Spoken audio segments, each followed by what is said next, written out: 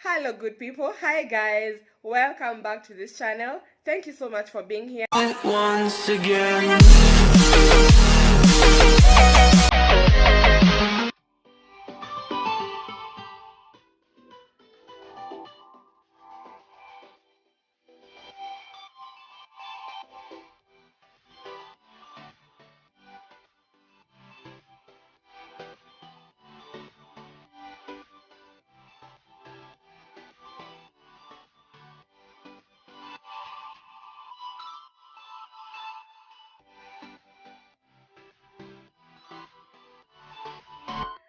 Thank you so much for being here. Thank you for being so awesome. Thank you for your support. Thank you for your love. This is your girl Simply Sue, back again with another interesting video. Tumerudi. We are back again talking about something so special.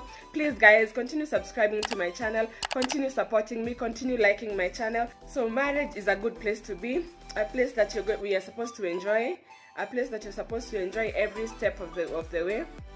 And a place where we experience all sorts of emotions, a place where we experience all sorts of happiness, all sorts of ups and downs, okay, ups and downs. And of course, we deal with issues differently. We deal with emotions differently. And here are some few tips that I can share with you about how to go about how you can go through your you can carry your marriage, or you can go through your marriage without so many bouts of emotion, without so many bouts of frustration.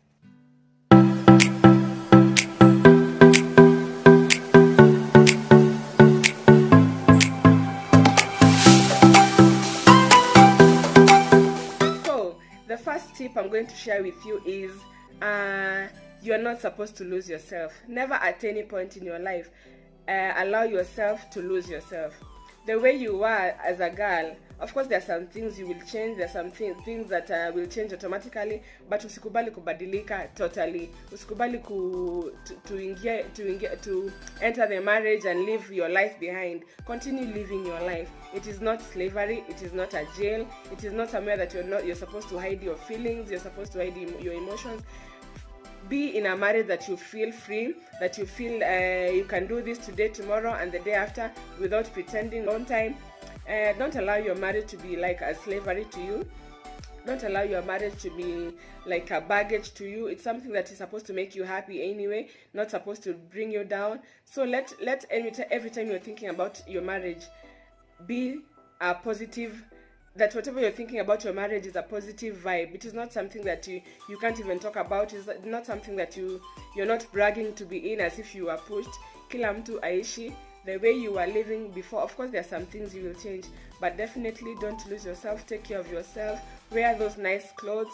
Take care of your hair, take care of your gist, take care of your face, take care of your everything, because at the end of the day, it is you who is going to take care of you, not your husband, not your children. It is only you who can take care of yourself the best way you know how. Okay, so enter your marriage with grace, enter your marriage with your own personality, enter your marriage with your own character. Do not change along the way. Whatever you are doing, of course you can change for the better, but do not change because you want to please anyone, or because you want to look good, or because you want to earn some good points for whatever you're doing. Live your life the way you're supposed to be, and life is short anyway. You live pretending for some few years, then by the time you're realizing that your years are gone, you're already 70. You don't have time to take care of yourself, you don't have time to enjoy.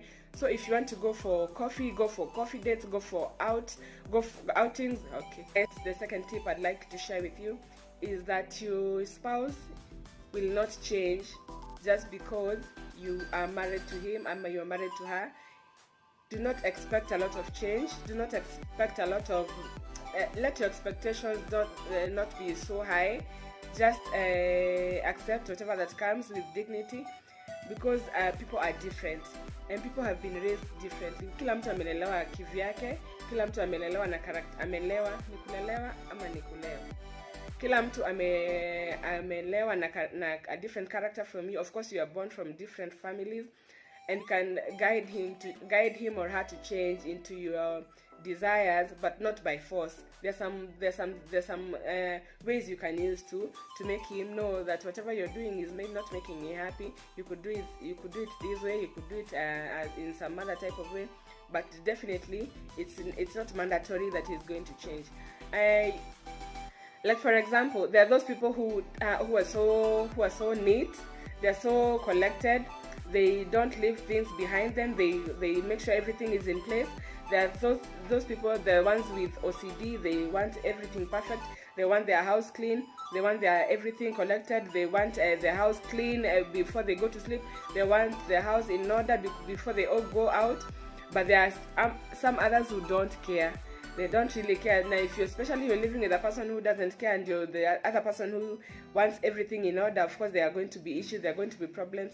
So allow your spouse to change pole pole. If he can change. If he cannot change, please find some ways of living with it, because it is going to add to your frustrations. If you think about it all the time, you're angry, all the time you're fussing about it, it is going to make you it is going to make you angry even more. So learn to absorb, learn to do things your way, learn to, if it is the house you want in order, please put it in order yourself. If it is, sometimes of course tunakuwa angry, like why is someone leaving socks on the floor, why is someone putting everything everywhere, why can't you take your plate to the sink, why can't you put your things in order, why can't you, unajua kuna wengine ni kama pali ametolea nguo ni kama yeye amekuwa naitwaje ile, ni kama amekuwa raptured from the scene, ni kama wanafanya tu intentionally. They just put everything everywhere, they just put everything like the opposite way you want it. They put everything on the other side instead of and then they don't whatever they are looking for they will never find. Lazima tu uulize iko wapi, and surely iko tu hapo kwa macho, ama it is where they placed it. So some things, learn to adjust, learn to live with them. You are not all perfect. The way I was raised is not the way someone else was raised. The third point I'm going to share, or the third tip I'm going to share with you guys, is learn to think through. Think through everything. Think through your marriage. Think through the activities in your house. Think through every step of the day. Like for example, I'll give by an example. Like for example, you're going to church. We normally go to church on Sundays. Unaenda kanisa on Sunday. So you wake up in the morning. Of course, you prepare, you shower, you prepare yourself, you do everything, you do your makeup, you do your hair, you're done, you prepare your kids, you wash them, unawavalisha nguo, see he, stress up and down, and then you're done, you make breakfast for them, and then normally our house helps, they go for their off days on Sundays, so there's nobody to help you. Na saa you're all alone.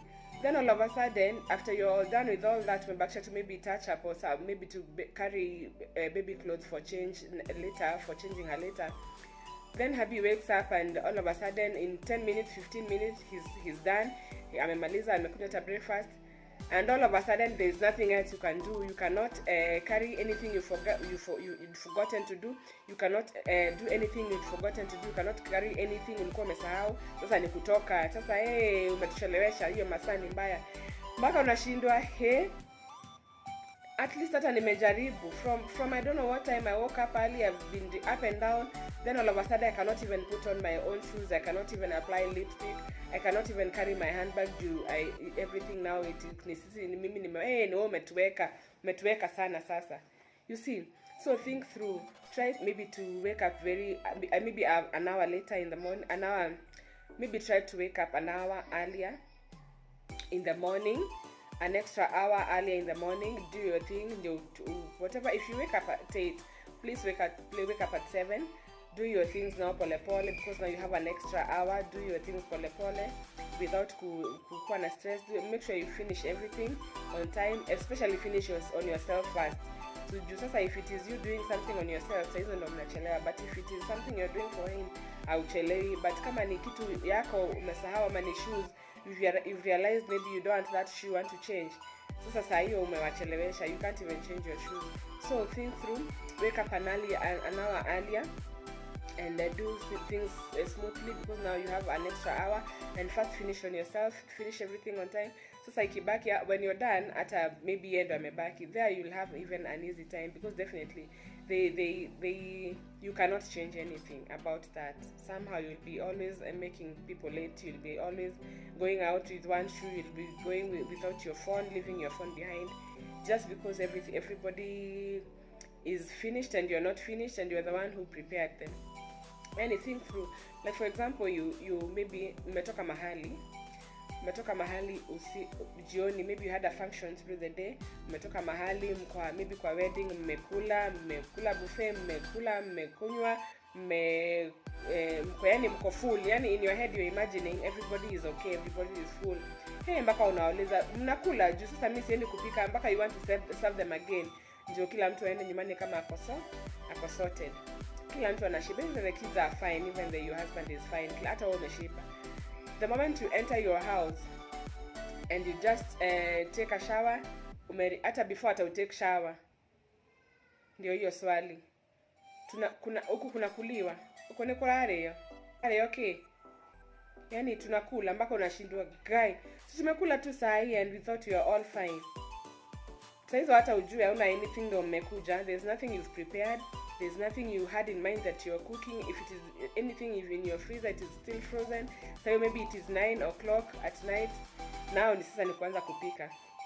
So me, what I decided to do is, hata kama niko function, hata kama niko mahali and I know we are full, I have to make sure there is some food cooked at home. Hata kama ni githeri nimekaanga, I have to leave something cooked in the house, so that whoever comes jioni akifikiria ati ni harasa ati food, I bring him a plate of food, I bring them a plate of food, I bring them a plate of whatever I cooked.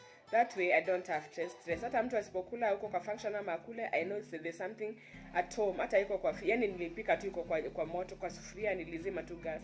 Like that is most of the time I leave my house kama at least nimekanga kagitheri in the morning, na acha tu nimekanga kagitheri, alafu nafungua lid, so that when I come in the evening, whoever is feeling hungry, they will eat that githeri. Now of course unajua they don't eat githeri because walikula vitu tamu huko kwa function, they ate I don't know wedges, they ate what.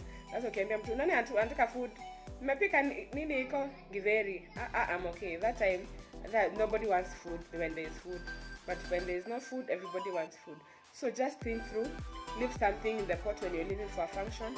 Maybe if you're going somewhere, wake up an hour earlier, do your stuff. Make sure ukilala, you know what you're wearing tomorrow. Make sure ukilala, you know what you're doing to your hair tomorrow. Don't start thinking about it in the morning. Please, even if it is possible, know even the color of lipstick you're applying in the morning. Those uko unapaka alafu unatoa na wet wipes, unatoa na wet wipes. It will be of a frustration to you in the morning. Think through everything. Think through what your kids are going to wear tomorrow, especially if you're going for maybe for somewhere, you're going to visit somewhere, you're going on a safari, or you're going to shags. Me, I start packing like 5 days ahead. If you're going like on Saturday, if I start on Monday, if I remember anything, I put their bags there. I put my bag, I put Shani's bag, I put Jaden's bag, I put everyone's bag there. Then whenever I remember something, I put it in the bag. Nikikumbuka socks, I put it in the bag. Nikikumbuka, so that by the time Thursday in Africa and you're going on Saturday, everything is sorted. It's just zipping the bag and maybe putting there whatever else is remaining, a small thing. So think through, think like 3 days before everybody else, because now you know you're the solution to your house, you're the solution to every problem. You are the one who knows where everything is. You are the one who knows what people are going to eat. So it is up to you to plan to go to the market every week, so that by the time wiki inafika katikati, amjaanza kusema ati tutumane kitunguu ya 30 bob ama ya 20. Of course there are those days that you go through that you want to tumana kitunguu mama nyanya katikati ya wiki, but plan yourself. Think through the week, think through the month, think through the entire, like if you can think through 2 weeks is okay.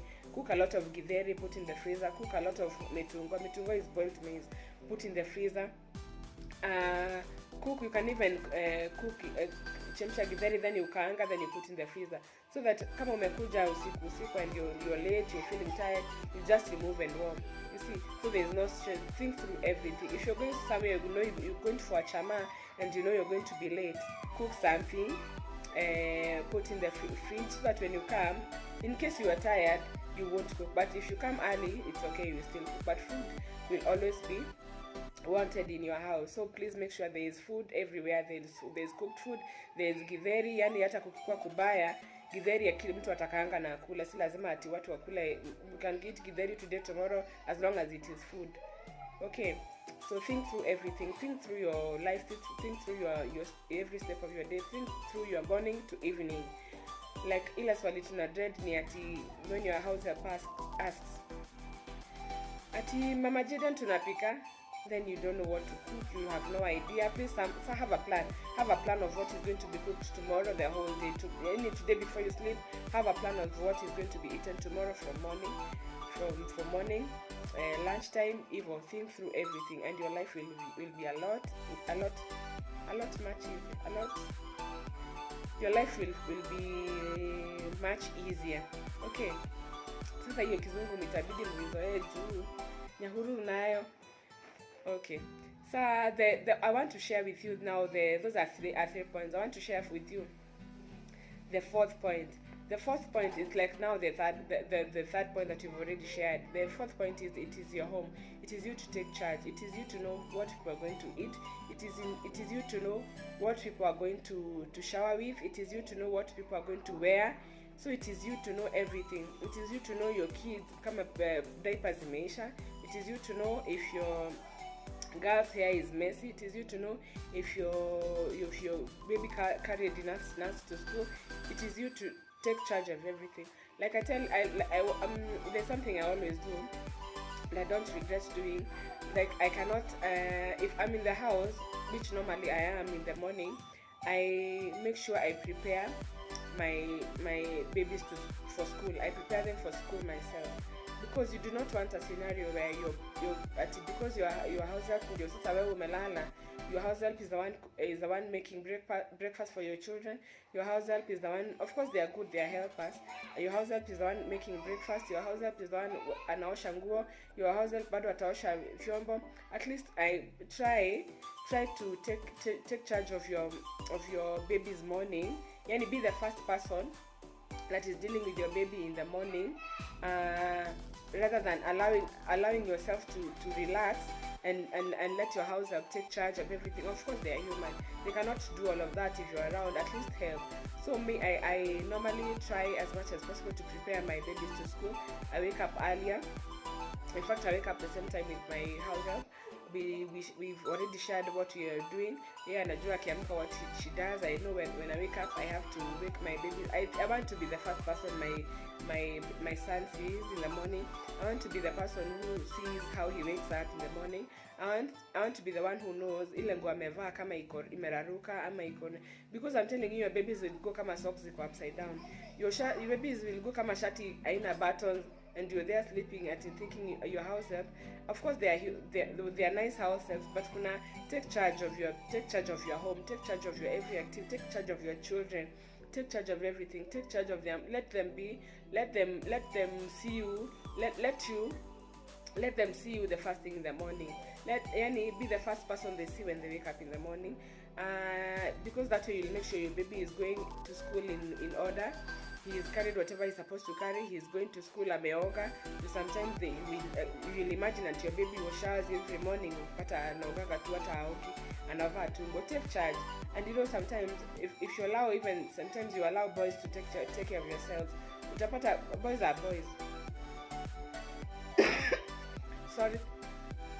Utapata ameamka hata ajavaa boxer. Ameenda shule bila boxer. Utapata hata ameamka ameingia kwa bafu, amefungulia maji ametoka. So please take charge of everything. Take charge of your home. Be the one to know that your babies don't have whatever they're showering, which soap are they using. Take charge of your home, of everything. You're the one to know what kind of things are allergic to your baby. You're the one to know what kind of foods are allergic to your baby. Utapata your baby is always sick and you don't know what is happening just because things are flowing. Or shughuliki na anything, you're just there because you're giving order. You're there giving orders. Of course you can give orders, but at least try to be there. Try to be very present in your home. Try to know everything, whatever, like know your baby's favorite foods, like know your husband's favorite food, and that way I think your life will be a lot more. It will be much easier in the long run. Okay. Try to be present, and also try to be the last person your baby sees at night. At least take them to bed. Otherwise utapata ameenda kulalia bed yenye hata ama iko wet ama whatever. Just make sure you're the first person your baby sees in the morning, and you're the last person your baby sees at night. That way I think life will be sweeter and easier. Okay, ni ma tips tu, si ati ni pro. I'm not expert, but I'm trying to share some tips that keep me going and make me feel 150% of a mother. I'm going to share with you the 5th tip is you learn to control your emotions. You learn to control your feelings. It is very important in your home. Like, you know, we go through a lot. We go through ups and downs from morning to, you can be happy in the morning and then in the evening you're angry. We go through a lot of things and that make us angry, that make us happy at the same time. Sometimes we forget we were angry, we start laughing, and sometimes we forget we were laughing, we are angry all of a sudden. It is a roller coaster. Life is a roller coaster, not even in marriage, but generally it is a roller coaster. So learn to control your emotions, learn to control your feelings. Do not pour out your emotions to everyone in your house. Do not pour out your frustrations to your kids. Do not pour out your frustrations to your husband. Do not pour out your frustrations to your house help. Do not pour your frustration even to the watchman. Do not pour your frustration to your neighbors, to anyone. Your frustrations are yours alone. If you want to feel angry, please take a few minutes, go to somewhere you're alone, recharge yourself, and come out smiling. Especially for your kids, you do not want to show them that you're very angry. You're telling them anything. You cannot even hug them. Like you're umekasirika sana. You don't want to get it from anyone. You don't want to talk to anybody. Let the one who made you angry experience the wrath themselves. Not everybody. Control your emotions. If you're happy, of course, happiness you can share, but frustrations, anger, please make sure you do not share them with people. Umekuja kwa gate, umeharass kila mtu, you don't want to talk to anybody. Unaona watchman ako na makosa, unaona that time you see kila mtu ako na makosa, unaona house help ako na makosa, hata karibu mwambie aende ni kama yeye amekukasirisha. You're feeling angry, you're talking a lot of bad things to everybody because you're unhappy. Especially show your kids. Let your kids know your happy side. Your happy side. Kuna zile siku hatuwezi ficha, you're feeling bad, you're feeling angry, and your kids maybe they'll understand you, but don't let them know that most of the time mama amekasirika. Yani mom is always in a bad mood. I'm telling you, they will not be coming to you for anything. They will not be you're proving to be unapproachable. Create yourself some kind of character that you're very approachable. You're dealing with your anger. Kuna saa ingine unakasirika. Learn to know what makes you reverse your anger. What makes you feel the other way. If you're happy, if you're angry, learn to know what makes you happy again. Jua vile nini nitakuchangamsha. Just know what makes you a better person. Okay, so if you're angry, if you're feeling like you want to hide yourself in your blankets, it is allowed, but don't show people. Go into your room, take a shower, do anything, and then come out a happy queen. Okay, come out a happy warrior, and then it will be a lovely home with you. That saying that says a happy wife, a happy home. Yeah, a happy wife, a happy home. So make sure you are happy. I've changed my heart that maybe I can be angry in the morning, and then I go out, I laugh out with my girls, I do everything. Then in the evening when I come, hata sikumbuki nini nikasirisha. Of course najua nilikuwa nimekasirika, lakini sasa getting back to the makasiriko after laughing all the way to my home, going back to the makasiriko I can't. So I just have to be happy anyways, because now you can't reverse. So learn to do things that recharge you to be a happy you. If it is a phone call to your friend, call them. If it will make you go back to your happiness, well and good. If it is something you want to watch, if it is a book that you read and makes you come back to yourself, please read that book and make your home a lovely environment for people, for every person, even for your visitors. You don't want your visitor to come in your house na wewe umekasirika, hata food unampea nitakaribu akwambie yenyu masawa nigureta how nyuma re ndakora daria hivyo umekasirika. Please make your home a happy home. Don't serve people angry. You're not even sure because you choose peace. Learn to choose peace. These days I'm telling myself, I choose peace. Whatever you do, whatever you want to do, everybody is grown up. I choose peace. I don't want to die because of stress. I don't want to die because of high blood pressure. I don't want to die because I'm taking some medicine that are making me calm down because of anxiety. Because all of us have anxiety. All of us have stress. All of us have things that unasikia enyewe hapa nitachukua mizigo kesho asubuhi. Tomorrow very early in the morning I'm waking up, I'm not talking to anybody. I take my bag, I leave. Ukiamka asubuhi, when like I'm telling you, I prepare my baby in the morning. Ukiamka asubuhi hata unaanza kushindwa, nilikuwa nimekasirika jana, nini nilikuwa nimefanya, ama where do I start? Do I continue being angry? You're not even sure. Try to do something that will make you see life in a different angle. Okay, life is what you get out of it. If you want it to be a happy life, it will be a happy life. Laugh your heart.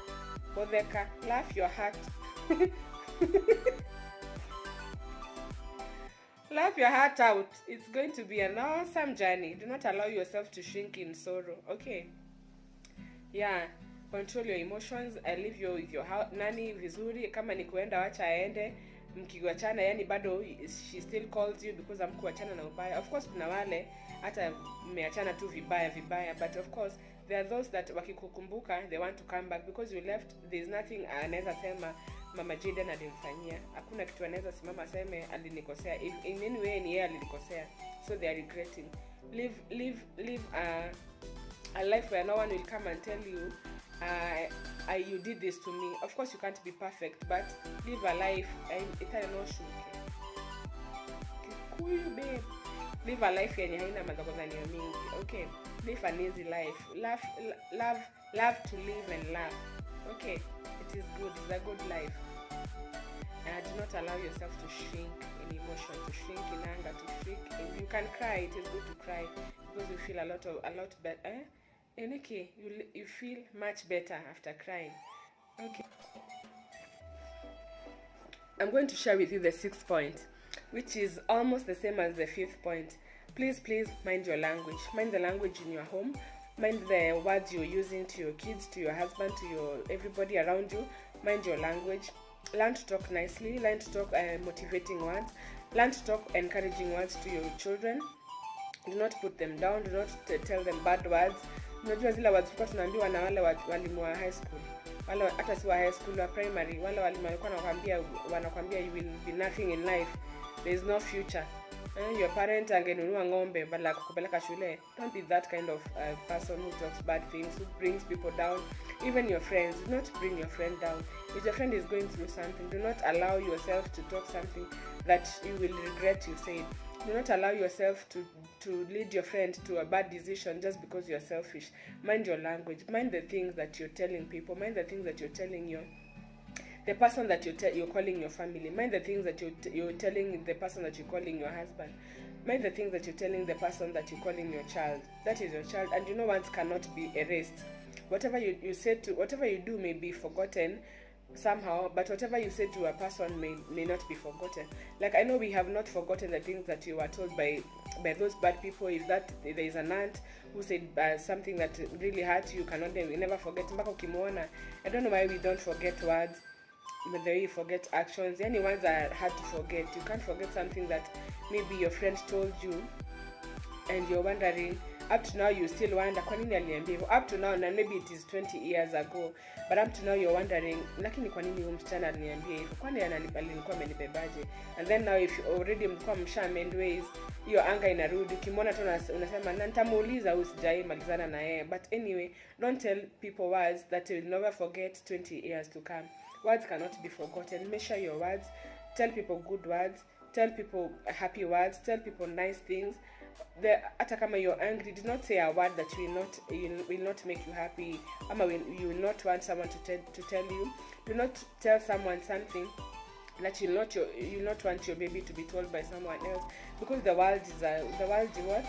The world is round. The world, dunia ni mzunguko. Whatever you do to someone will be done to you.